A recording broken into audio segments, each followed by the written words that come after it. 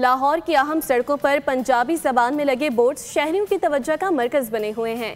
इन boards पर क्या लिखा है और इनका मकसद क्या है, तफसील जानते हैं अपने नुमाइंदा जाफर बिन यार से। जी जाफर, बताइएगा क्या कह रहे हैं ये साइन बोर्ड्स? जी बिल्कुल, इस बोर्ड पे लिखा हुआ है मोबाइल छड़ हैंडल फड़।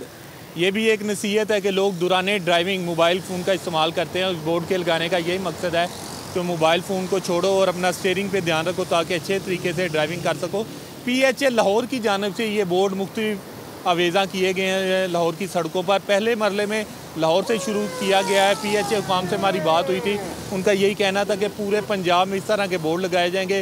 वज़ीर आला पंजाब मरियम नवाज शरीफ की हिदायत पर खुसूसी तौर पर पंजाबी में ये बोर्ड आवेज़ा किए गए हैं ताकि एक तो लोग पंजाबी को समझ सके, दूसरी इसमें के बाद नसीहत की है और तीसरा इसमें यह है कि पंजाबी हमारी जो ज़ुबान है उसको भी प्रमोट किया जाए। जी सब्सक्राइब करें और बेल दबाएं ताकि कोई खबर रह न जाए।